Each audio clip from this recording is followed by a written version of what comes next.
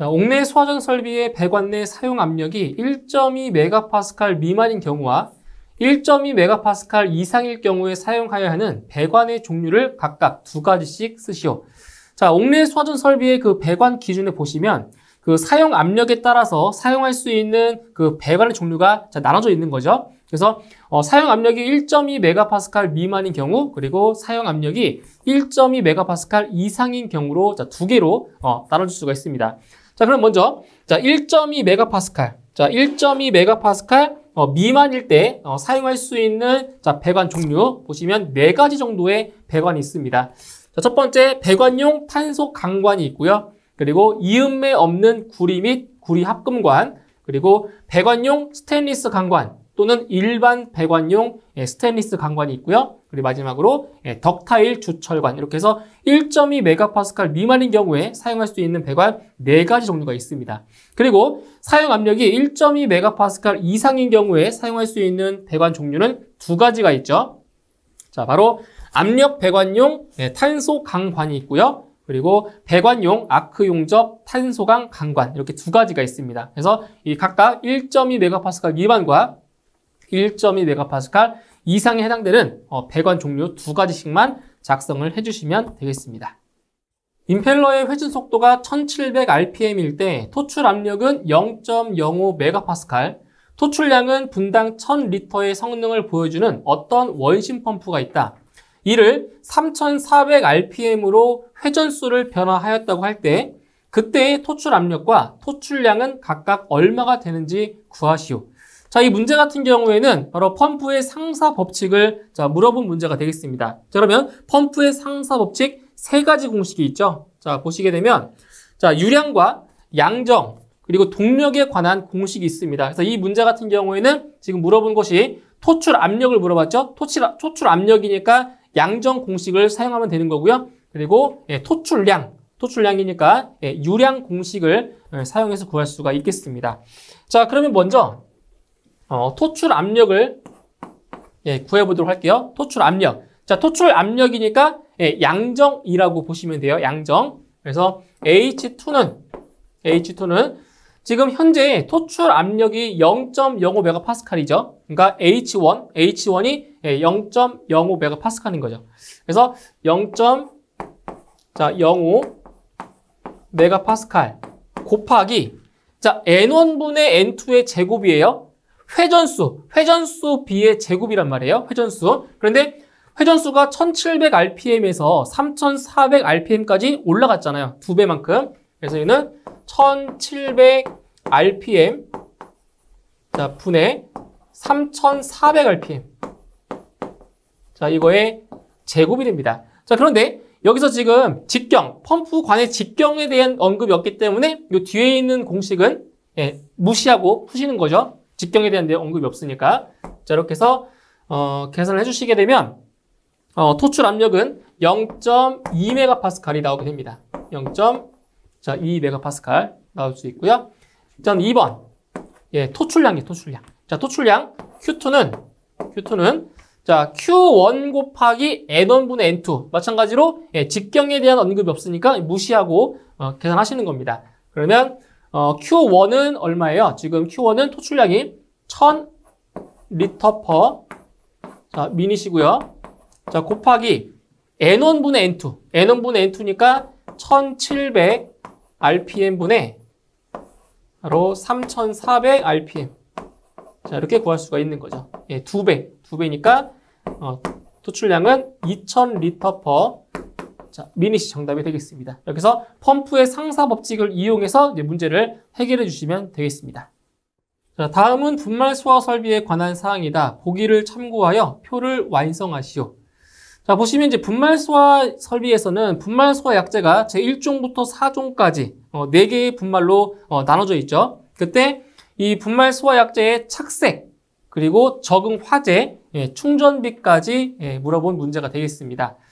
자, 이제 문제에 나와 있는 제1종 분말 소화 약재는 이제 주성분이 탄산, 수소, 나트륨이고요. 착색은 백색. 그러니까 착색이라고 하는 거는 이 분말 소화 약재를 이제 방사했을 때 이제 가루가 남겠죠. 그 가루의 색깔을 말하는 거예요. 착색. 그래서 백색이고 적응 화재는 B급과 C급, 그리고 충전비는 0.8입니다. 자, 두 번째, 제2종 분말 소화약제의 주성분은 탄산수소, 칼륨이고요. 자, 착색으로는 담회색입니다. 담회색. 담회색 같은 경우는 옅은 회색이라고 보시면 되고요. 그리고 적응 화재는 B급과 C급 화재의 적응성이 있습니다. 그리고 충전비는 1로 나와 있는 거죠. 자, 그 다음 제3종 분말 소화약제의 주성분은 인산암모늄이고요. 그리고 착색으로는 담홍색입니다. 담홍색. 그 담홍색 같은 경우는 이제 옅은 자주색을 띠는 분홍 색깔, 그런 색을 보시면 되고요. 그리고 적응 화재는 A급, B급, C급 화재의 적응성이 있는 거죠. 그리고 충전비는 제2종 분말과 마찬가지로 충전비는 1로 똑같습니다. 2종과.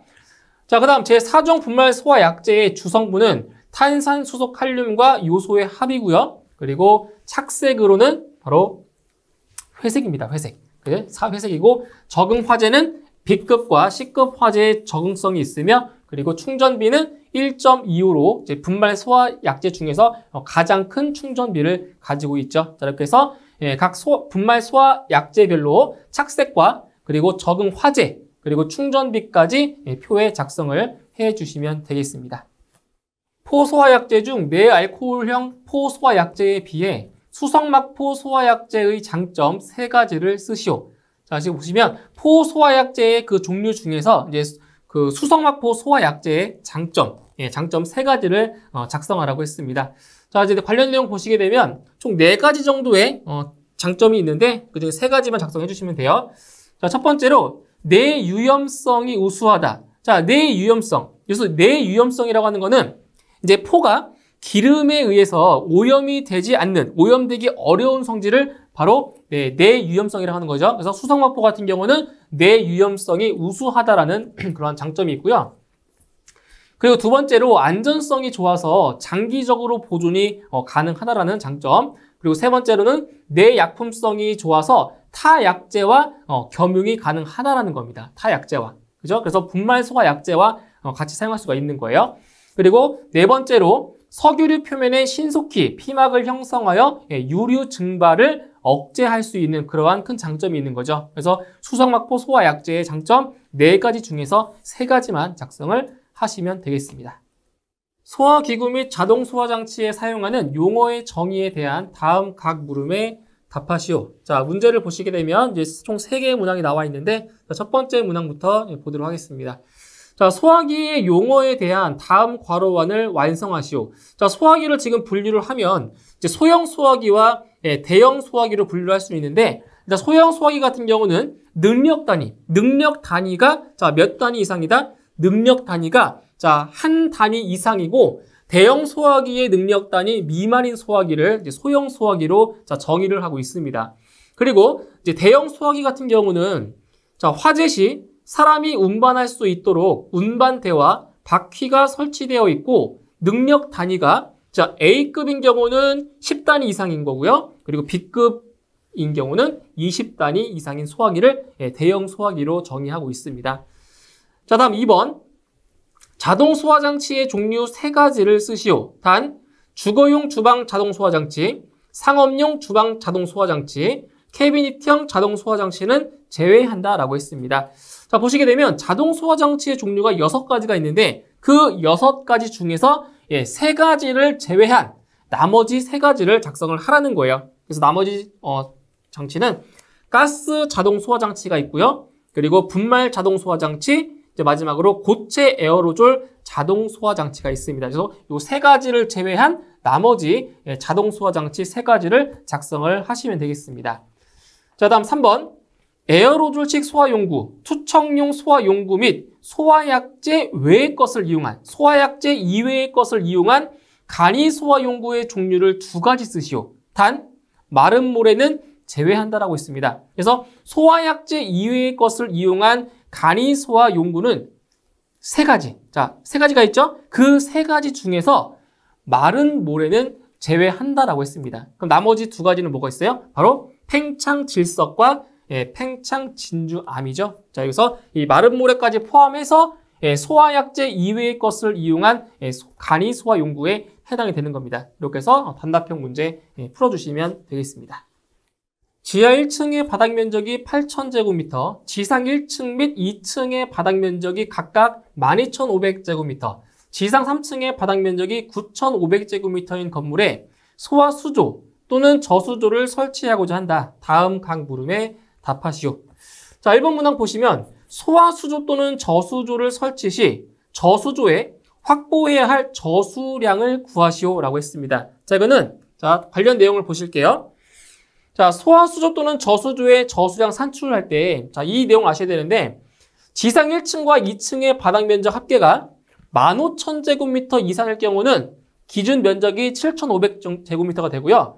그 기타, 15,000제곱미터가 안 될 경우에는 기준 면적이 12,500제곱미터가 되는 거죠. 자, 그런데 문제를 보시면, 지상 1층과 2층 각각의 바닥 면적이 얼마예요? 12,500이죠. 그럼 두 개의 면적을 합하면 25,000입니다. 그러면 15,000을 넘었죠? 넘었기 때문에 이제 기준 면적은 7,500제곱미터가 되는 거예요. 7,500. 자, 그러면 이제 어떻게 구하냐? 연면적을 이 기준 면적으로 나눈 값에다가 23제곱미터를 곱한 값이 바로 저수량이 되는 거예요. 자, 그러면 연면적이라는 것이 뭐냐? 연면적이라고 하는 거는 바닥 면적의 총합이죠. 자, 보세요. 지하 1층이 얼마예요? 지하 1층이 8,000이고요. 그 다음에 1층과 2층, 지상 1층과 2층의 면적이 각각 12,500이죠. 1층 12,500, 2층도 12,500. 자, 그리고 3층이 9,500입니다. 9,500. 자, 이 연면적을 자, 나눠주는 거예요. 자, 뭘로 나눠주냐? 기준 면적으로 나눠주는 거죠. 7,500으로 나눠주는 거예요. 자, 그러면 이 값이 얼마 나오냐면 대략 5.67 정도가 나오고요. 자, 이때는 절상. 예, 절상 하시는 거 절상. 절상 해주면 6입니다. 6. 자, 그럼 여기에다가 6에다가 곱하기 얼마를 해주냐? 바로 23제곱미터를 곱해주는 거예요. 자, 이 값에다가 얼마 곱한다고요? 23제곱미터를 곱해준다고요.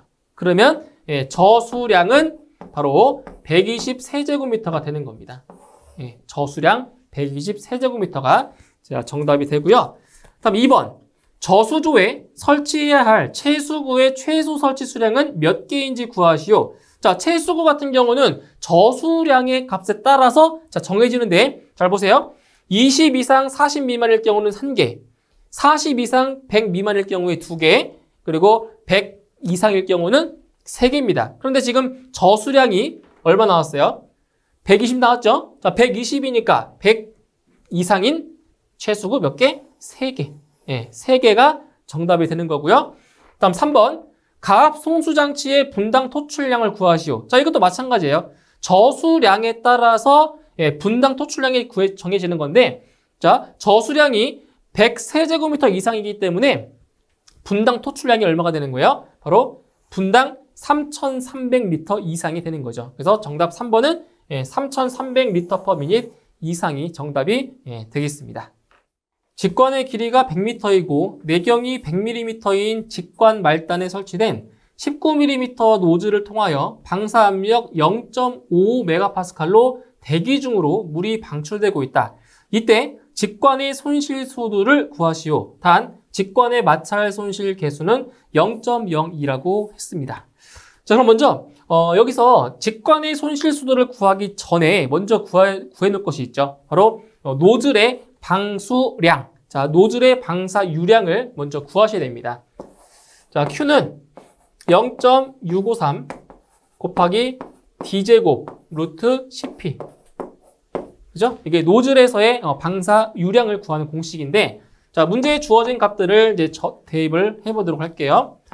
자, 0.653 곱하기, 자, 노즐의 지금 구경이 19mm라고 했죠? 19mm. 그러면 19의 자, 제곱이 되는 거고요.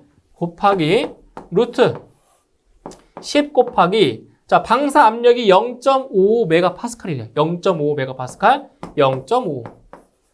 자, 이렇게 해서 계산을 하시게 되면 노즐에서의 방수 유량은 자, 얼마 나오냐? 552.84 나옵니다. 552.84 이렇게 나옵니다.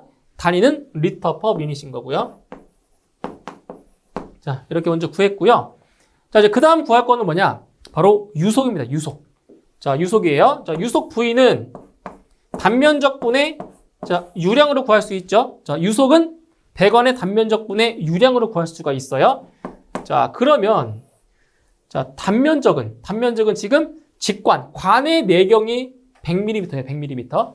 그러면 4분의 파이 곱하기 0.1m의 제곱이죠. 그죠?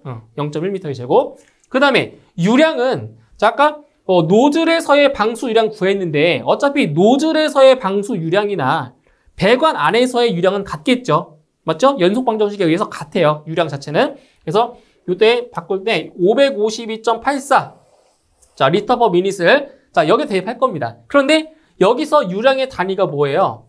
세제곱미터 퍼 세크죠. 그렇죠?